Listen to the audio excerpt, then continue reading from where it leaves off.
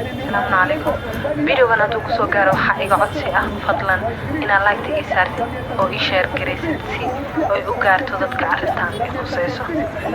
Waa arin run ahaantii aad iyo aad u foolxun oo runtii dumarka badankooda haysata. dumarka isla kaliya ku nool maaha dumarka dunida oo dhan haysata, laakiin maadaama aniga isla ku noolahay waxaan rabaa inaan arintan aan dadka ku soo jeediyo. waa arin aniga shakhsi ahaan igu soo noqnoqotay oo ugu dambeynna aan go'aan ku gaaray inaan innaba ana la aamusin oo qarsan. waana tan igu kaliftay inaan maanta TikTok soo dhigo. sheekayr baa idin kaga dhacaya. maanta waan soomanaa, waxaan u doontay suuqa adeeg yar oo aan afar ku karsado. anigoo wadada sii maraya ayaa nin Soomaali oo dhalinyaro ah garab maritaan kaliya ma ahayn, si aan shax xumaa ayuu ii taabtay. dib aan u soo eegay wuu iska sii socdaa. waan u yeero waxaan weydiiyey sababta ku kaliftay wadada intaas laag inuu inta ii soo dhawaado jismigayga si aan shax daraac ugu taabto. wuxuu iigu jawaabay nayam anigaad saasi leedahay, markaas weliba gacanta ii qaaday.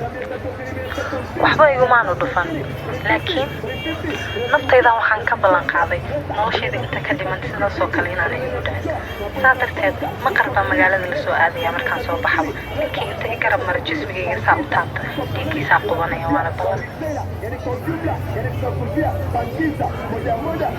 السلام عليكم. فيديوغان haduu ku soo gaaro waxa iga codsi ah fadlan inaad like ii saartid oo ii share gareysid si ay u gaarto dadka arintan ay khusayso. waa arin run ahaantii aad iyo aad u foolxun oo runtii dumarka badankooda haysata.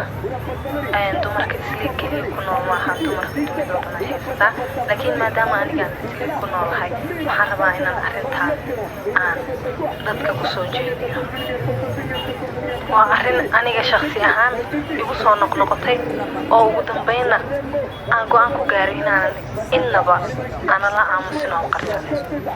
waana tan igu kaliftay inaan maanta TikTok soo dhigo. sheekayr baa idin kaga dhacaya. maanta waan soomanaa, waxaan u doontay